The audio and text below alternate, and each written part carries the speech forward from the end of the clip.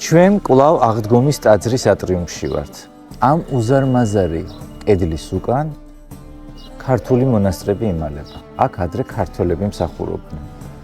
ჩვენ წყაროებიდან ვიცით, რომ დღეს, როდესაც აქ ჩვენ სამ მონასტერს ხედავთ პრაქტიკულად, მაგრამ იყო ორი მონასტერი, ერთი აბრაამ მამამთავრისა და მეორე მონასტერი, რომელზეც ჩვენ ვიგებთ, ეს არის ივანე ღვთისმეტყველის სახელობის მონასტერი. რა იმალება, ასე ვთქვათ, ამ კედლის უკან.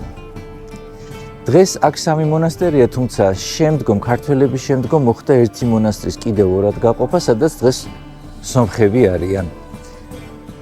აბრაამ მამამთავრის მონასტრის შესახებ უმთავრესი, რაც შეიძლება ითქვას, არის ის, რომ ცოდნა გვაქვს ჩვენ, რომ გოლგოთის უკანა თხემის ადგილას არის ზუსტად ის ადგილი, სადაც აბრაამს ხვერპლად უნდა შეეწირა ისააკი, როდესაც ანგელოზმა უთხრა, რომ მახვილი აღარ დაერტყა ისააკისთვის და შემდეგ შეწირა იქვე არსებული კრავი. აქ ზეთის ხილის ხეც დგას, რომელზეც ამბობენ, რომ ეს ზეთის ხილია, სადაც ეს კრავი იყო რქებით გაჩხერილი.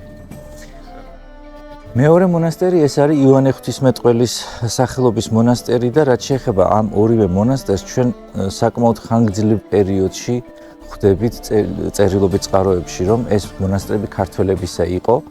ამაზე წერენ პილიგრიმები, რომელიც აღდგომის ტაძარს მოინახულებდნენ და აღნიშნავდნენ, რომ აღდგომის ტაძრის კარის გვერდით ივანე ღვთისმეტყველის მონასტერის ქართველებისა იყო. რატომ იყო ახლა ეს აღწერილობა მნიშვნელოვანი? რადგან ქართველებს კიდევ ერთი მონასტერი ჰქონდათ ივანე ღვთისმეტყველის სახელზე, რომელიც ახლა სან-სალვადორის ადგილას არის და ამ ჩანაწერებით ჩვენ ვმიჯნავთ იმას, რომ ქართველებს ორი მონასტერი აქვთ ივანე ღვთისმეტყველის სახელზე არსებული.